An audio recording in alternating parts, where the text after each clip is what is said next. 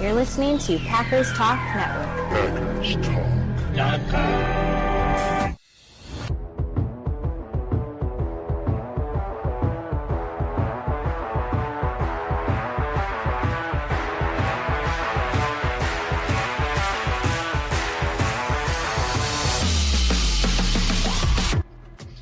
Welcome to the Packers Weekly Podcast, part of Packers Talk Network, or PackersTalk.com network, excuse me. I am your host, Miles Teddick, joined by your co-host, Tim Hamilton. We are just a couple diehard Packers fans that love talking about the Pack. We are not getting into all of the national sports media nonsense that they usually get spun around. We are sticking to the top topics around the Pack every week, breaking down games during the season and sorting through all of the drama and the rumors and all the other stuff of the offseason. If y'all want to support this podcast, please just go ahead and spike that like button for us. Give us a follow on all those socials and subscribe to the Packers Talk Network YouTube channel. That's the one. That's the important one. Jump on over right now. You won't miss anything. We'll give you a few seconds to work it out. Packers Talk Network in that little search bar on YouTube, and hit that subscribe button for us. Love it. It is a big help for us. Only takes you guys a few seconds and virtually no energy. So please hook us up. And thank you to all the subscribers and listeners. We love y'all, especially coming back every week, hanging out in the comments. Always fun going back and forth, getting some good commentary from the comment section sometime, man. We got some smart listeners. I enjoy that. This evening we are talking defense. We already did our flyover on the offense. We talked about the offense, kind of what we think is coming. Tonight, it's time to talk defense. This Packers defense, where's it headed? What's the limit? What's the upside? What's the downside? What's the dependency on those things? What makes this a championship defense? All of those questions. What are we excited about? What are we worried about? But first, of course, some business. Our show is once again sponsored by Wisconsin's own Ticket King. For over 30 years, Ticket King has been providing Packers tickets to Packers fans, as well as Bucks tickets, Brewers tickets, and Summerfest tickets. It's coming up. Oh, wait, Summerfest, is it past? I can't remember. I think Summerfest started. Anyway, maybe not Summerfest tickets, maybe Summerfest tickets for next year. Get that going. You can find them on the web at ticketking.com or visit their locations in Green Bay and Milwaukee. Remember, support those local Wisconsin businesses. And if you're not in Wisconsin, support your local businesses. Tim, good evening, sir. Did you tell me you're on vacation? Where are you at? Where in the world is Tim tonight? I am on vacation. We're down here in Maryland along the beach. And for those of you watching on YouTube, I packed everything but the camera.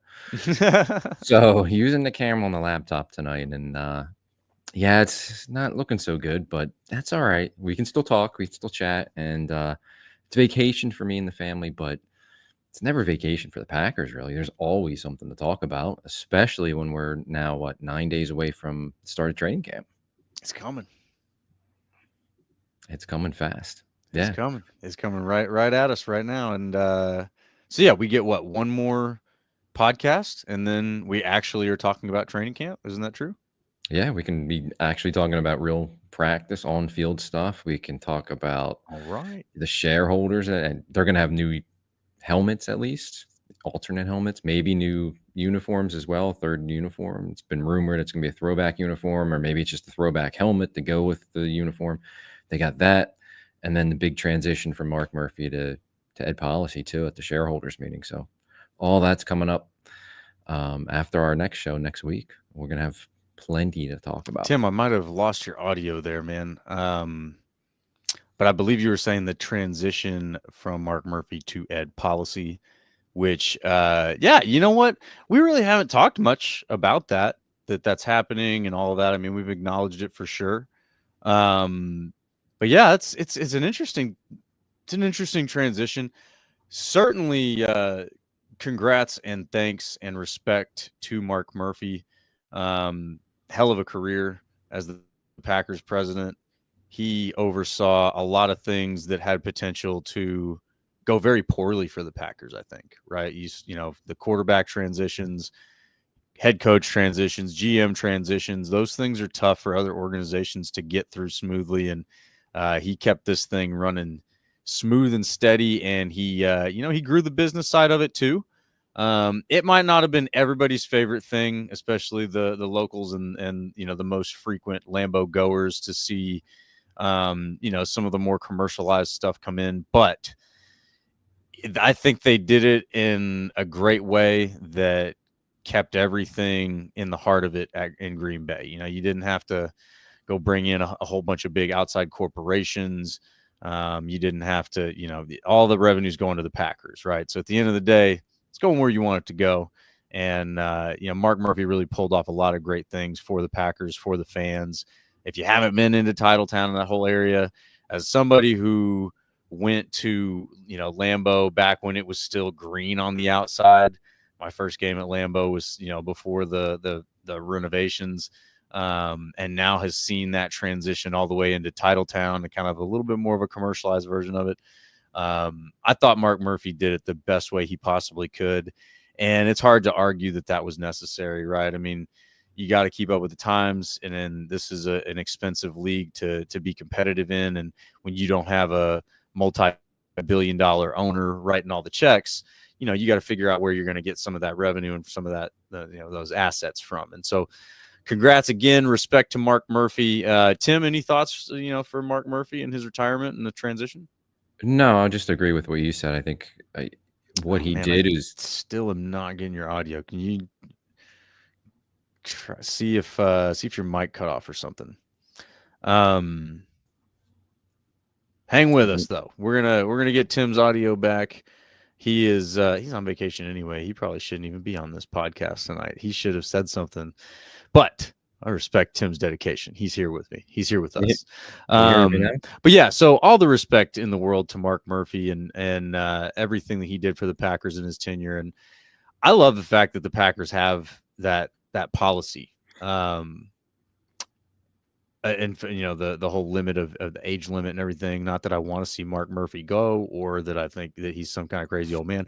I think it's just a good thing to like go out before, before you've gone too far, right? And so he's going out on a good note. He's going out at the top of the mountain. And again, thank you and respect and congrats and happy retirement to Mark Murphy. And I just hope that the success transitions over to Ed Policy. Now back to a little bit of the audio things here. We're doing the production on the fly here, folks. We don't have anybody helping us, so hang with me. Comment section says they can hear you, Tim, but I am not getting your audio, man. Try again. You got me now? And I'm not seeing, there's a little mic icon that's not lighting up either on here. That's why I'm thinking that there's something not like, I don't know if you can try to reset your mic or something. But I'll continue rolling on. Just keep checking in. Just keep trying to like figure it out. We'll figure it out. We're going to get it. Let me see if I can try to mess with your audio from my end too. Wait a second.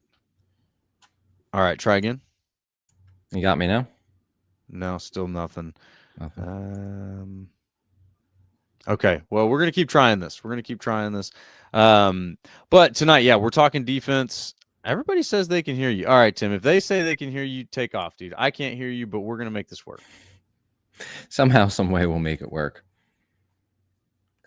Yeah, so just to further your point about Mark Murphy, no, I agree with what you're saying. I think the transition, what Mark Murphy did as president was great. I mean, he helped bring a Super Bowl, number one, and he went through two major changes at quarterback, which were franchise altering. And yeah, they made mistakes along the way with both of those transitions. It wasn't perfect or anything like that, but they made the right decision in the long run, and it brought success to this team. First time with the Super Bowl, now with continued success, how they are with Jordan Love should bring, long-term success now with the second quarterback transition. And then just from the business side, I know people get, upset when everything has a sponsor on it, and they've built up so much around Lambeau, and it's become, such a corporate thing, but they need that in order to compete with the other big franchises and to bring in the money. Like if you don't have that, they couldn't survive. So he's done that, and it might not always be great for the fans at times, but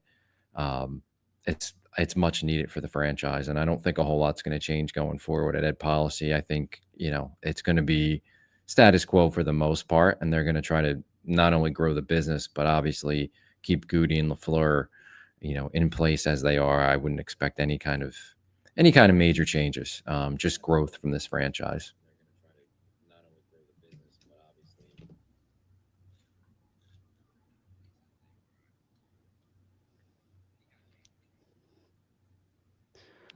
All right, so hang in there, guys. I'm working with a little bit of a delay with Tim's audio, so but we're making this work. So I can hear you through a different window where the podcast is actually playing. We're gonna figure this out though. So tonight, talking defense. Let's see here. First of all, this little just kind of start off on a few fun light notes. Rashawn Gary voted number 80 in the top 100 for defensive tackle. So I guess Rashawn Gary's a defensive tackle. Tim, did you know that? No, I guess that's a new position switch. He's the number 80 player in the league at D tackle and has never played D tackle in the NFL, but apparently that's where he was. I mean, who are we to see him flying off the edge week after week? I guess that's where they line up defensive tackles now. Who would have known? Kind of crazy that the NFL produced content that they put out can't even get a guy's position right. Like, what are we doing here? He's never played defensive tackle. Never will play defensive tackle. He's an edge rusher. Like, how do you not get that right? It's a joke, and it's why all these lists, these top 100 things, and all the other lists and rankings that come out right now are just total garbage. Whenever I say, like, we're not getting into the national sports media nonsense, that's what I mean. Like, these guys, they can't even produce a top 100 without getting a player's position right. Like, get out of your own way, guys. Get out of your own way. It's ridiculous. So, yeah, but hey, he's number 80, voted on by his peers. So I think that there's definitely some meaning to that.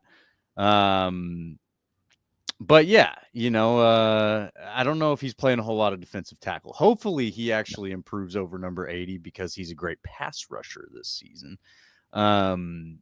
Tim, let's not that we're going to start the buy sell thing yet, but I mean, can Rashawn Gary, take that step forward and become that dog of a pass rusher he needs to be? I think he can. I think it depends on what your expectations are. Like, I know there's a lot of people that are frustrated. He didn't have a great 2024 season, right? But I think he's lived up to being a first-round pick, but maybe he hasn't lived up to the contract he got, the second contract, and that's what people are upset about and waiting for him to finally break through and put up this huge season. But I'll put out a stat I saw earlier today, and I thought it was kind of interesting and surprising to see because I wouldn't have believed it if I didn't see it. But this was about pass rushers with their pressure percentage or pressure rate as far as rushing a passer goes. Since Rashawn Gary entered the league, only 4 guys have had a higher pass rush percentage or pressure percentage than Rashawn Gary. Micah Parsons, Nick Bosa, Trey Hendrickson, Myles Garrett. That's it. Rashawn Gary's next. Like, that's pretty damn good. And, it was a down year rushing the passer overall for him in 2024, but he was much improved against the run. It was his best season playing run defense that he's had in his career. So if he can just step it up and become a better pass rusher, I think it's there. For whatever reason, it didn't click in the first season with Jeff Hafley's scheme. If it does in the second year and he still can maintain that level that we saw last season, stopping the run, then we have the big, huge Rashawn Gary season that we've all been waiting for.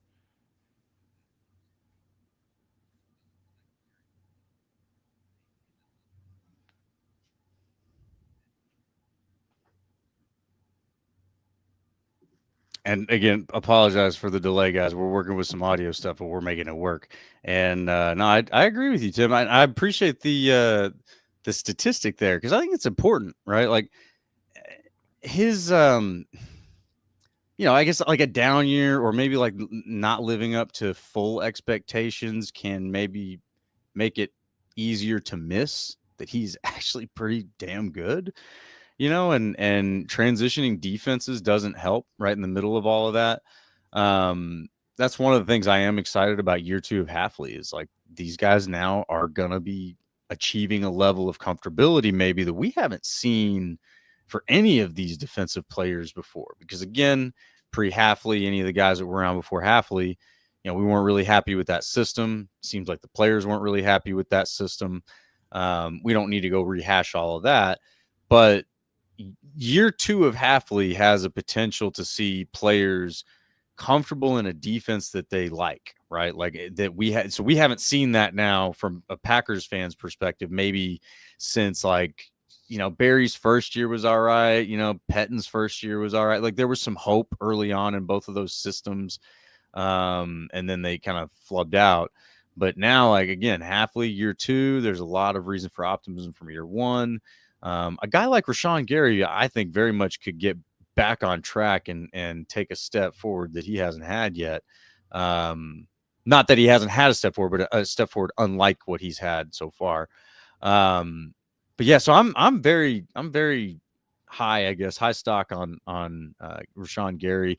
But when we're talking about this Packers defense, the pass rush is what comes down to for everybody, right? So it's not just Rashawn Gary that has a hand in that. Tim, what is the crux of the success of this pass rush in your opinion? Like, what does it take? It can't just be like, well, Rashawn Gary's got to have a good year. Like, what is it that unlocks this thing that they couldn't do last year?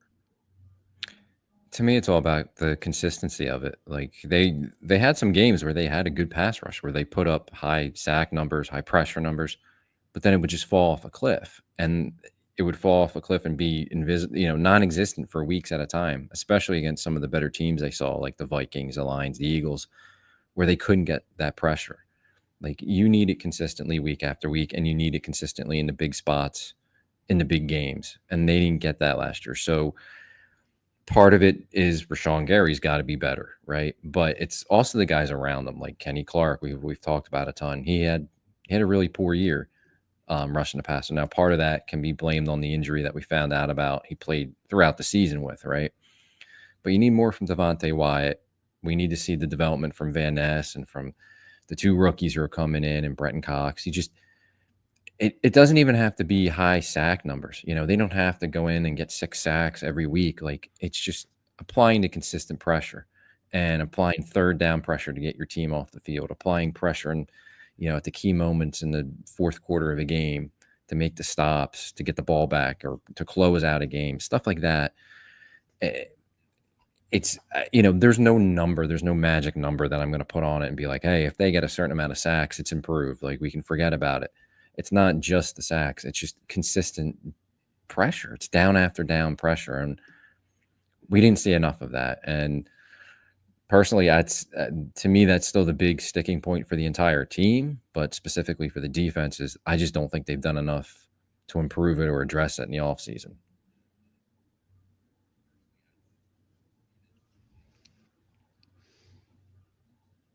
Yeah, I totally agree, man. And it's consistently, but it's also like what you're saying in those key moments, right? It's those key moments that the pass rush has to be a weapon. It has to be something that the opposing team has to factor into what they're doing. And I felt like at times last year it wasn't. I felt like at times last year it was, the opposing offense they didn't feel that threat from the pass rush. Like, oh man, like what if they bring it? Or, like the Eagles, I felt like they really felt comfortable that, and there was a little bit of pressure, but it didn't seem like a threat to the opposing offenses when in that crunch time when it should be. So yeah, that's where I'm at with it too, is it's got to be in those crunch times. And for me, a little bit that comes down to Hafley, right? Like now I'm kind of looking for him to evolve as a coach and a play caller in year 2 and understanding, all right, how do I get the most out of all of my guys to get what I want, right? Like how do I maximize the D line to achieve advantages for the pass rushers off the edge? How do I hide maybe some of the weaknesses in the cornerback rooms with our safeties and with our linebackers? I think that will be a way that he takes a step forward this season.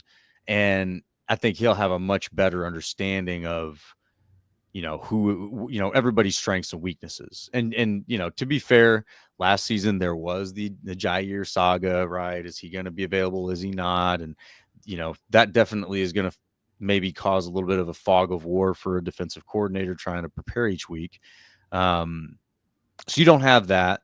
You have a better grip on who's in that room, who your leaders are, and maybe who's going to be available week in and week out, and what you can do with those skill sets. So I'm looking forward to seeing Hafley step into that place where, I've talked about before, where I thought Dom Capers was in his prime, in that Super Bowl run with the Packers.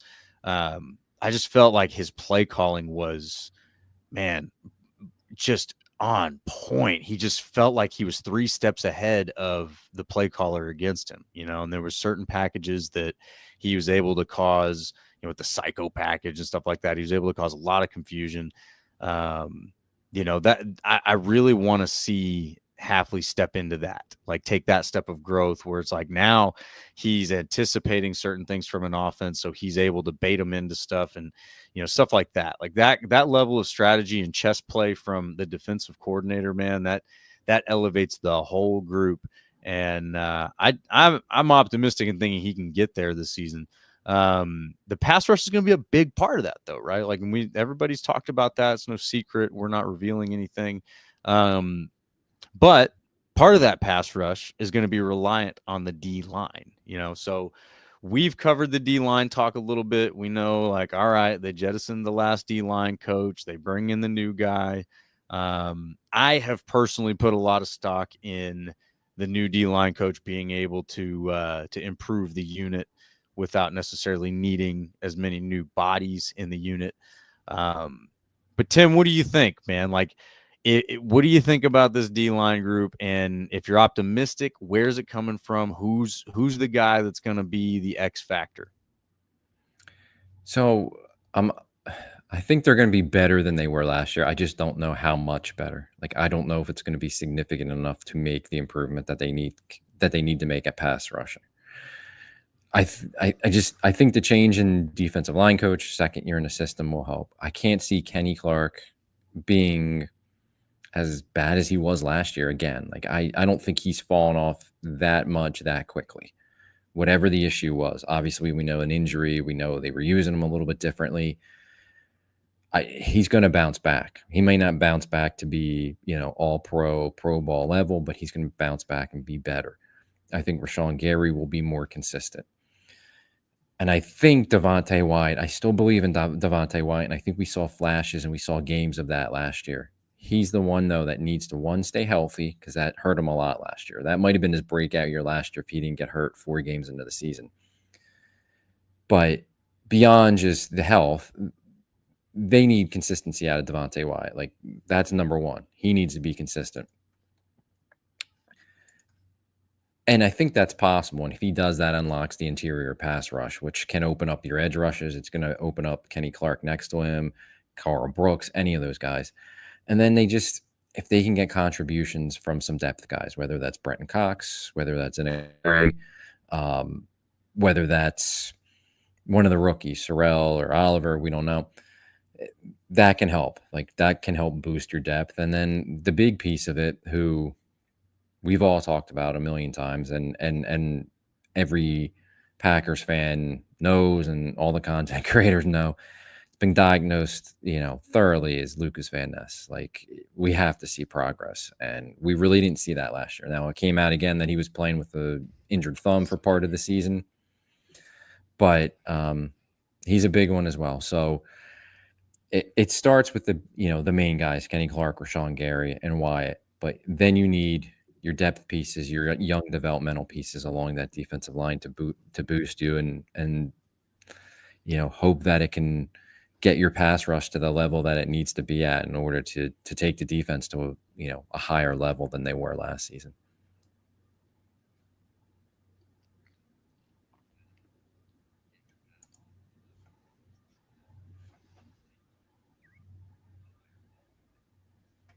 Yeah, and hey, sorry about this delay, guys. Just keep hanging with us. But no, totally agree, man. And I think that it's interesting, the young guys that they brought in. You get a couple more dogs.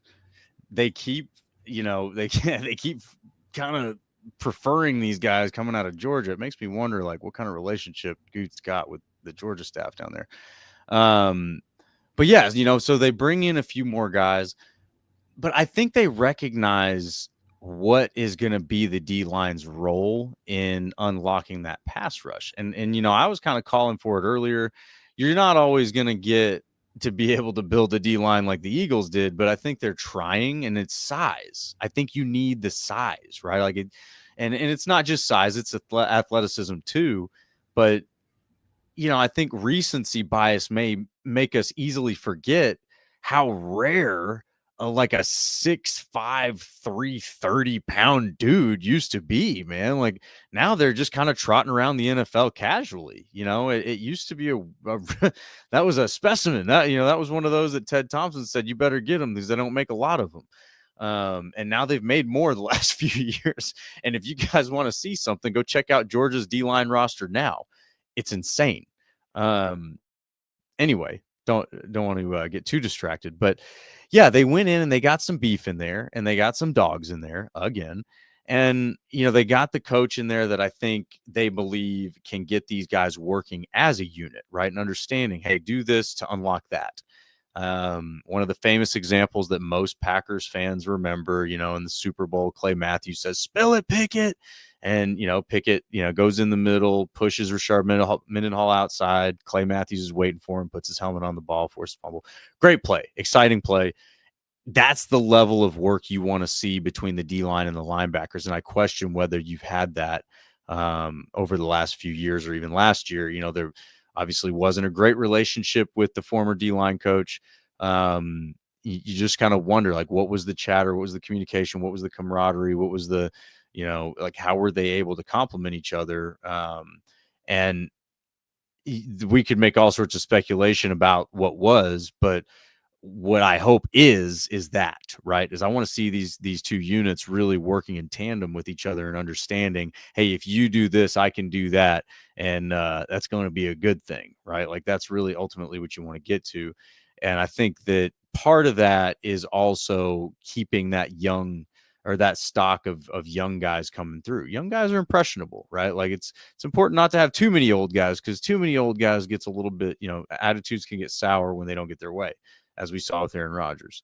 Again, don't want to get distracted, but it's important to have that youth movement. You constantly need that because those guys are learning your system. They don't have any, historical bias, and they're getting out there and getting after it because they have something to prove.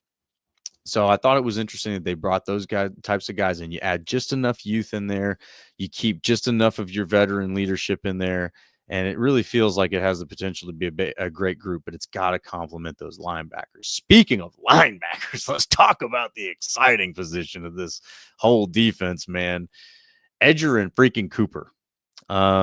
If you're an optimistic person, you probably think he's going to be Defensive Player of the Year. I'm an optimistic person. I don't think I'm there yet, but it would be awesome if he did.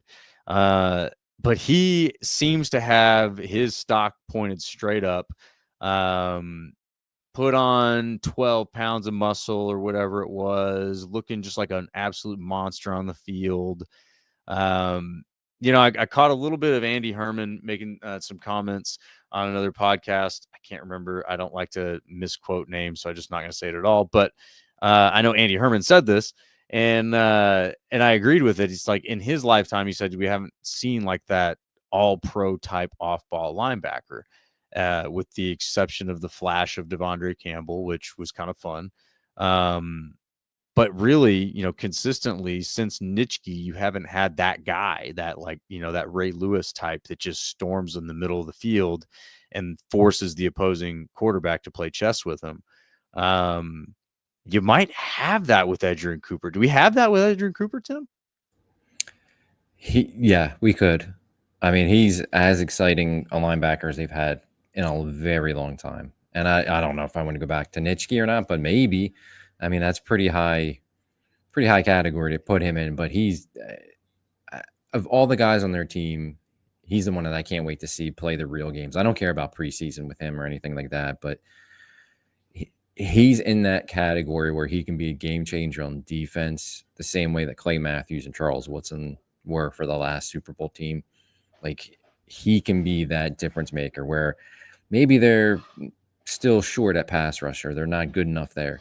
He can be your pass rusher, or the impact that he can make at off-ball linebacker will make up for maybe just getting a mediocre pass rush or a slightly above average pass rush, whatever you want to call it, because he's going to be a game changer and he's going to make the big plays, whether that's creating sacks or pressures or turnovers. I think he's the game changer. He's the difference maker for the entire defense. It's something they haven't had, I mean, at linebacker in forever.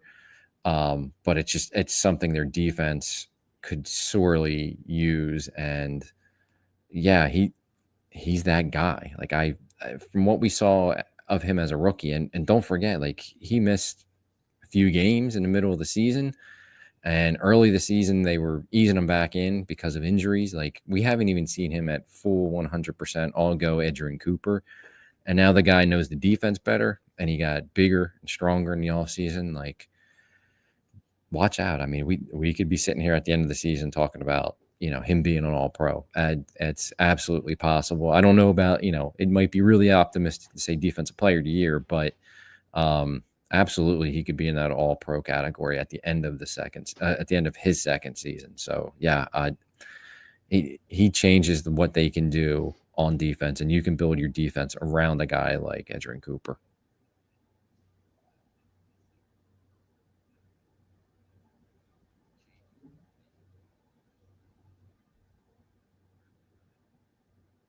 Yeah, no doubt about it, man. You can definitely build your defense around a guy like Edgerrin Cooper, and assuming he continues to rise the way that he has, and that's what I guess we're all hoping for. And that's where I'm like, well, when you start to get to that All-Pro territory, Defensive Player of the Year is that's the next step, and then you're maybe if a really good game here and a really good game there away from that conversation. So the distance between him and that gets shorter quick, I think. But yeah, just having that guy in the middle of the defense, I mean, setting the tone, it really has a ripple effect to the rest of the positions, and can certainly maybe be the direct impact outside of the pass rush that helps unlock the pass rush. They're going to work hand in hand a lot. Edgerrin Cooper, I imagine, is going to be part of the pass rush in some capacity. Firing up the middle, man, that's a pretty good way to get some pressure pretty quick. So yeah, I get very excited about Edgerrin Cooper. I feel like the sky is the limit for him, and it is kind of fun to toss around DPOY stuff. But yeah, you got to get in the season. You got to see what's going to happen. And, maybe another guy like Xavier McKinney might have something to say about that, right? I mean, that guy's also stock up. But, we're kind of floating through the positions here, and I don't want to gloss over things too much. When it comes down to linebacker, yes, Edgerrin Cooper is super exciting to talk about, but he's not the only thing, not to say to be excited about, he's not the only optimistic piece of that linebacking core, right? I mean, obviously Quay Walker, first round pick, great athlete. If those two can really start coming on together, now you're talking about potentially the best linebacking group in the league. It's not hard to get to that point when you've got the athletic potential of those two, and they're both still very young. So that there's a lot to be excited about there. And then your floor, your depth is also pretty dadgum good, man. You got Isaiah McDuffie has proven what that he can be sound and solid and a great floor. Tyron Hopper, he's a third-round pick for a reason. And a lot of people are saying that he's kind of starting to roam around like Devondre Campbell looked whenever he was an all-pro. Not to say Tyron Hopper is going to be an all-pro, but saying he's looking good. He's looking like he's growing and maturing in the role and not shrinking maybe behind some of these other guys. And let's not forget Isaiah Simmons, right? He's out there too. So there is a lot to love about this linebacking core. Very, very, very, very, very athletic. Maybe the most athletic linebacking core in the league. That might be a fair thing to say. But yeah, as far as the potential of this group goes, it's absolutely as high as it gets. And your fourth linebacker is Isaiah Simmons. That's a pretty damn good depth right there. Maybe not your fourth. He might end up climbing the depth chart higher than that. But point being is when that's at the center of your defense and you can be that confident in it and that excited about it and the potential is that high for it, I think, again, it does have a very big ripple effect on the rest of the defense. And the next position I would look at is the safety group, man. So obviously we've got Xavier McKinney.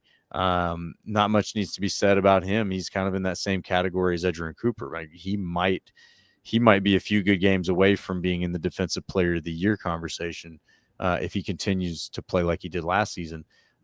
We were all very excited about Evan Williams. You know, he had some great bright spots in his rookie year. He got hurt. That's the story of everybody's season last year, I guess. But, you know, if he can come out and take a step forward, you're talking about a really strong safety group there. And there's depth there too, right? You know, there's straight up the middle of the defense, man. It's very, very optimistic for a lot of different reasons. But I mean, what are your thoughts on this safety group? I mean, is it just Xavier McKinney and Evan Williams, or is anybody else going to have a say in this thing? Well, it depends on where they're going to play Javon Bullard. Like, if he's going to be strictly a slot guy, then I guess we just call him a slot. But I think there's a chance that he may do a little bit of slot and a little bit of safety where they move him around a little bit, mix and match him and Evan Williams. But I think primarily, yeah, it's going to be McKinney and Williams, and then Bullard's going to kind of be the versatile, safety nickel. And like you said, I mean, there's not much we need to say about Xavier McKinney. He was worth his contract his first year with the team. He was awesome. I mean, beyond the interceptions, he just was always in the right spot, always making the right plays, getting the defense lined up, and helping out the rookies who were playing next to him all season. And yeah, I mean, him and Cooper are game changers for this defense, and they're the playmakers. So, and Evan Williams, promising rookie season, especially for a kid that was drafted in the 4th round. And just, pretty much from the start of training camp there, like, took over that job, just went out and produced, and the coaches trusted him and were able to put him in the situations and played really well for him. And then guy I'm really interested to see. I mean, we're probably going to see a lot of him in the preseason. I don't know how much he'll actually get on the field in the regular season just because there's good guys ahead of him. It might just be special teams, but that's Katana Oladapo, who started that one game at the end of the season against the Bears, or I don't know if he actually started. He came in and played most of the game. And he played really well. Like, I know it was just 1 week, and that was that weird game that was like, some guys got pulled out pretty quickly, and then the rest of the team and the head coach kind of treated it almost like a glorified preseason game. But Oladapo played pretty well, and I liked him coming out of college at Oregon State. So I'm interested to see, how he progresses in his second year. And you can even throw Zane Anderson in, because Zane Anderson was strictly a special teams guy, and then he gets a chance and he comes in there and makes an interception or two for him and played really solid at safety. So, and that might be, and that a lot of that's probably your scheme. Hafley's a DB coach and he knows how to use the safeties and all that, but they're really deep. It might be their deepest position on the entire team, or certainly one of their deepest positions on the entire team is safety. And that's certainly a change from, how it was the last few years before McKinney and the rookies came in last year. But yeah, I love the ability there. And if something were to happen, God forbid, to one of the safeties, at least they have a few guys that are, able to come in and you can trust them and not be worried about them, not being able to be ready for the moment and produce.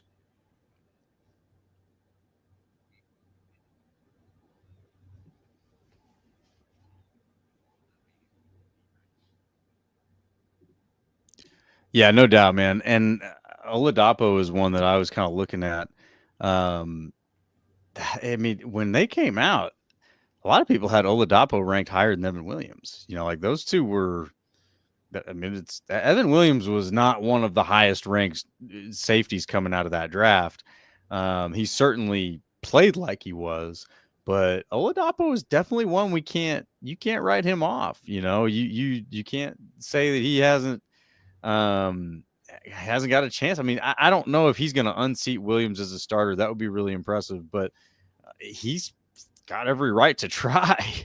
He had an injury, and that's, again, seems like the story of everybody's life. But if he stays healthy, why not? And so there is some really solid depth there. Zane Anderson, turns out he's a real dude. I wasn't sure there about that for a while. He is in fact a real guy and not a bad football player. When I look at his PFF grade, it's pretty strong. These guys love their special teams players too. And if you've got good special teams players, hang on to them because, we obviously know what it's like to not have a good special teams. And, I'd like to see that go the other way, right? We like to see our special teams play well. So if Zane Anderson's going to be part of that, then great. But yeah, to your point, if one goes down, two goes down, you still have guys that belong on the field, we'll say, instead of by the time you're at safety number 3 and 4, you're going, who is that? And oh crap, are they any good? We know who these guys are. And to your point, Bullard too, he might step in there depending on the situation. And, so there's several bodies there. You got great depth at that position. And that's a very important position when your cornerbacks might need help. But do the cornerbacks need that much help? I think that's something that, has been discussed a little bit this offseason. I think some people are just pushing the panic button. Hey, you didn't do enough. This isn't good enough. Nate Hobbs isn't good enough, whatever. And then there's others that are like, no, this is fine. Right. We're good. Right. And all you did was take out Jair Alexander, who wasn't playing anyway. And, you deleted the biggest liability of the group, which was Eric Stokes, and you replaced him with a guy who's not a liability, we think. So yeah, I mean, overall, I think there's a case to be made that the group got better. I'm pretty intrigued by the back end of the group, though, man. I mean, we've obviously got Keyshawn Nixon, you got Valentine, you got Hobbs, who I just mentioned, you got, and again, Bullard, we don't know where he factors into all of this, but he's definitely a factor in that conversation with those names at probably at cornerback 4, I would guess is where he starts coming into that conversation, depending on injuries. But you got the guys too, Kamal Hayden, Kalen King. We've talked about those. They've been talked about. Saw some promise from them last season, just didn't get to see as much as we might have wanted to see as far as playing time goes. I'm not even necessarily as interested in them. I think they should take a step forward. If they do, that's great. That's even better depth for this group. But you got two guys that the Packers did acquire. You've got Jonathan Baldwin and Micah Robinson.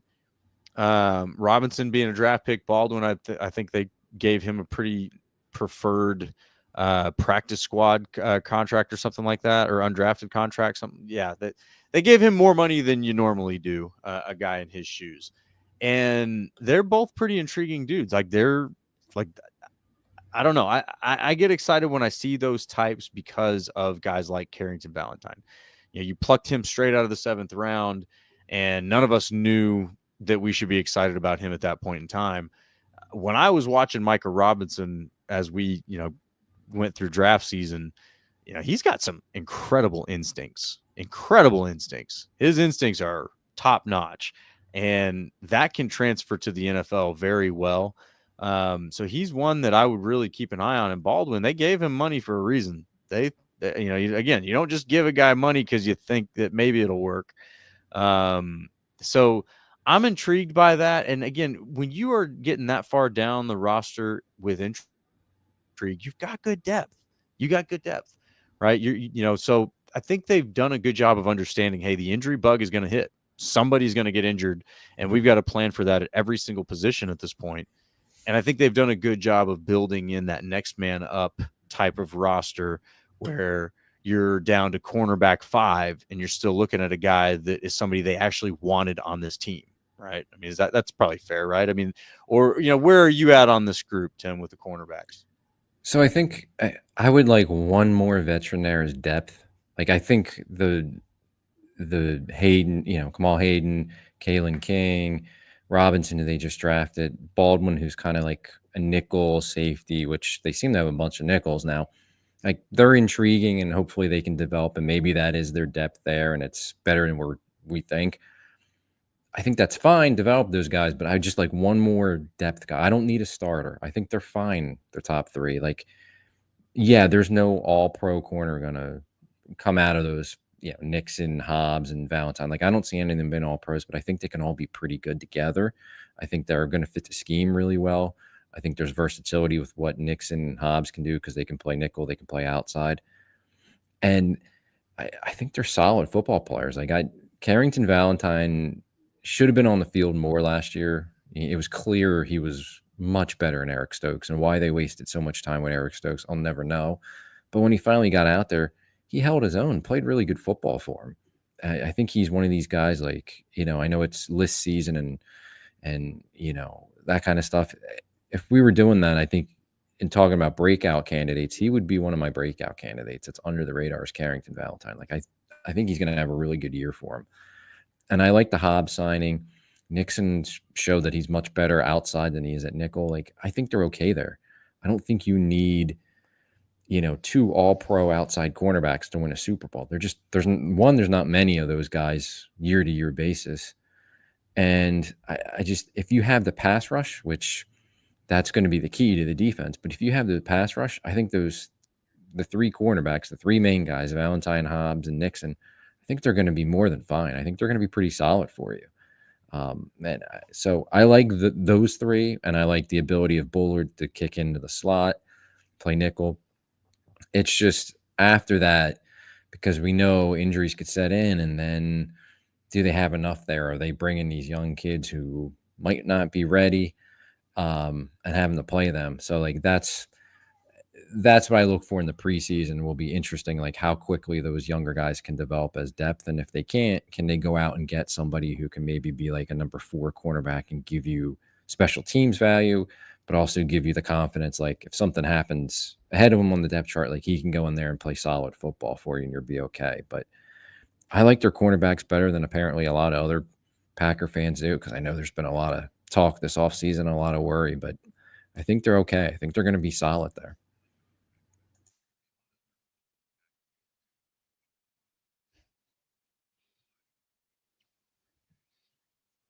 So when you say like a cornerback 4 that they could bring in, a guy that could be solid and maybe give him some special teams value, there's a guy on Twitter that the Packers fans have been tweeting at, and he keeps tweeting back at him, and he's making me think that he wants to be a Packer. His name is like Douglas something, Rasul Douglas. I don't know, man. Like, I hear names like that and I see kind of his desire to be there, which is part of the equation for sure. You don't want somebody who doesn't want to be there. And I'm not over here saying, well, we got to have Rasul Douglas to complete the puzzle. But if something happens, if somebody gets injured, if you're in a position where you do need another capable body, I don't know. I'm of the mind that DBs seem to do better in certain places and packages. I feel like you could get that earlier version of Rasul Douglas back, right? I know he didn't finish in Buffalo very well. I think he had a pretty bad season last year. I don't know that he's just washed. He's not that old of a dude. I just think certain situations don't work for certain guys. So he's one that definitely is at the top of my radar as far as who's not on the team and who could they go get in a pinch. But there's several out there, and Goot's been good at that. He's been good at, bringing in certain guys, bringing in depth guys, maybe bringing in lesser known guys. Like we just talked about Rasul Douglas, when they acquired him, that was a pretty dang good acquisition. And it paid off immediately. And so if they do get in that situation, I do trust that they've got, I don't know if you maybe kind of a bullpen of sorts almost of names that they know that they would go to first off the map that are available. But yeah, I'm with you on the top 3 corners of this team though, man. Like, if you could stay injury free, like that's a pretty dang good top 3. And I know that we wanted to like not be very high on on Keyshawn Nixon, but he's not a bad cornerback. Like, he's not a bad outside corner. He can play ball. Is he, one of the best cornerback ones in the league? Probably not. But is he serviceable when the 2 guys behind him are not far behind him? I'd say so. And again, we don't know what we're going to get from Bullard. I think Bullard is one that if he takes a step forward, he could really lift this whole secondary unit, because he could be interchangeable at safety, at that the nickel position and, maybe outside, even if in certain packages they need him to be. He's one that I could definitely see being kind of an X factor. Again, I'm going to say this and somebody's going to get mad, but like a Charles Woodson type, not Charles Woodson, but the type, the position that he played, kind of almost a free roaming type, give him a little bit of freedom to play with his instincts that he seems to have pretty good instincts. And he's one that he's kind of an X factor for me, but the whole group, I love the depth. You don't have the iconic top 5, top 10 dude in that group, but they're almost taking the same philosophy as they did with the receivers, right? We don't need Devontae Adams. We're just going to go get a bunch of guys that are skilled dudes and have their own skill sets, and all are very good in those skill sets. And I think that's what they've done well with the cornerback position, and they've really, really given them a nice insurance policy with the safety position. So I don't know. Let's dive into the question, man. Do you buy or sell that this Packers defense can be a top 5 defense this season? Excuse me. If they get the pass rush, yeah. But I'm not there right now. Like I can't buy it. It's possible, but I just don't see enough of the pass, like the consistency that they need, that we talked about. So many guys needing to take a step and be better than they were last year. Like it's just asking a lot, and I just don't think it's gonna come together as much as what would be needed to make them a top 5 defense. Now, if you said top 10, yeah, I'd be in on that. I just don't think they can quite get to the next level, which would be top 5. But if they get the pass rush that they need and that could put them over the top, sure, I could see that happening. That's what holds me back. I mean, Cooper and the linebackers, we like the safeties, and I'm fine with who their corners are right now, but it's the pass rush that keeps holding me back, and I'm just not there. I think going into the offseason was their biggest need, and I don't think they came close to filling it. And going into training camp, I still think it's their biggest question mark. Their biggest need is finding a pass rush.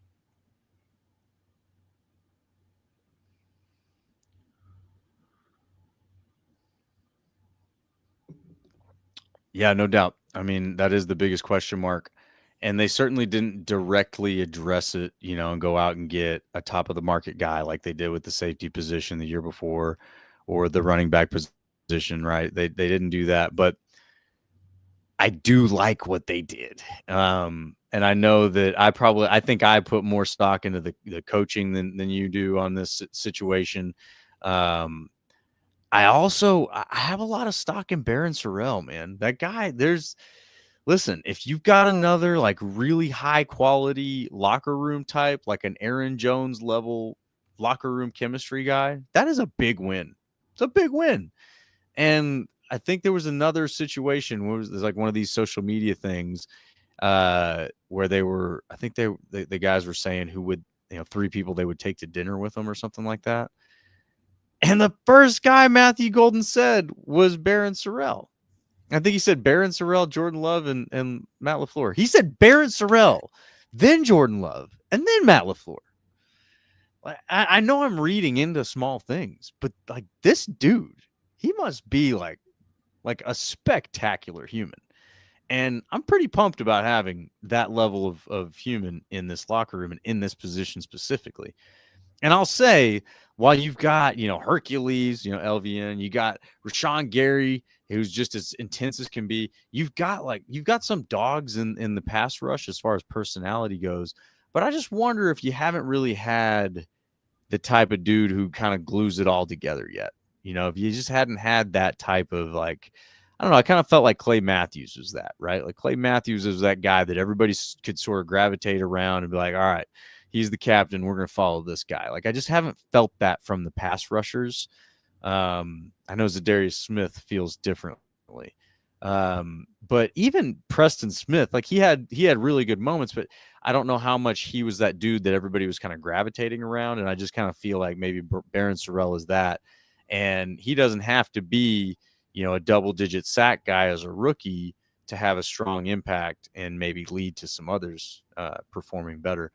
So I just calling some attention to some things that maybe not as as obvious or as talked about there. But yeah, I agree, man. You got to have that pass rush kick in. I think it will. I think for a host of reasons, the pass rush will come alive. Maybe the main one, if I had to pinpoint it, being Hafley having year 2, kind of maturing as a play caller on the defense, knowing how to use his tools better and all of that. And I think he said something along those lines. But it truly, I think, is, and the reason that I'm really kind of optimistic that he is taking this step is he's not getting too focused on the past as far as how do we look at last year and make that better. He's looking at it more as like, all right, what do we think we're going to see this year, and how do we achieve what we want to against that? And I think that is massively important, right? And it's easy to maybe look back on real data that you have in film and games that you've played and try to, reverse whiteboard it or Monday morning quarterback it. All right, here's what we could have done here. Here's what we should do next time. Instead of going, all right, what's on our schedule this year and how do we beat that? And it's a fine difference, but I think it ends up being a big difference in the end. And that's where I'm kind of pumped about what Hafley's coming up with next. So I think he's going to be better prepared to use his guys that, and put them in positions to be successful. And I think he's going to be better prepared to go against some of these offensive coordinators he's going to face this season. And it's not an easy schedule. They got a tough schedule. So yeah, I've seen a few sell comments on here. I think I'm buying it, man. I'm buying a top 5 Packers defense this season. I'm buying it because there's too many good things that have come together. The upside is high. There's a lot of depth. There's a lot of insurance policies around as far as the players on the roster. They've addressed the obvious coaching issues, right? I mean, what you could tell. I think they upgraded their D-line coach. It seems like, just based on what everybody's saying. I'm a big fan of Coach Duggan, who is now the linebackers coach. I feel like they've addressed all the things. So, yeah, I'm buying top 5. I think the pass rush comes alive. I think the safeties play just as well, if not better. And I think any kind of weaknesses or liabilities from the cornerback or any other position, I think they are going to get covered up by the other areas that are going to be doing well. So I'm buying it, man. I'm buying the top 5 Packers defense, and that means we're winning the Super Bowl. That's what that means. So I think our boy Matthew Tan back there was, and y'all have been firing in the comments, so I can't get back there. But Tim, I'm pretty sure he was asking you if you think that the Packers can win the Super Bowl this year. So I mean, you don't have to answer that, but you can. I'm not making any predictions. It's way too soon for that. But could they? Is there a possibility? Yeah, there is. A lot's got to go right. A lot's got to break their way. But we can say that about a bunch of teams at this point. It's a possibility, sure. And there's some years where you can look at it and you just can't see that possibility, right? I think it's there. I don't feel strongly one way or the other yet. I don't have a great feeling. I want to see him in training camp. I want to see some development from this team and who's lining up where and all that stuff and how they're using certain players and stuff like that before I kind of give you a prediction of what I think. But it could happen. Certainly, I think they're one of the teams. It's a short list of teams that could win the Super Bowl, and they're on that list.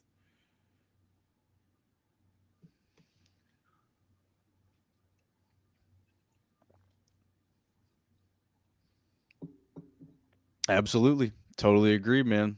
It is a short list of teams, and you kind of hit it, right? Like there's some seasons where you're like, yeah, it's just not going to happen this year, guys. Like, let's go out and enjoy watching some football. Hopefully they make the playoffs and can give us some excitement, but let's not talk Super Bowl. Let's set that over here and we'll save that for later.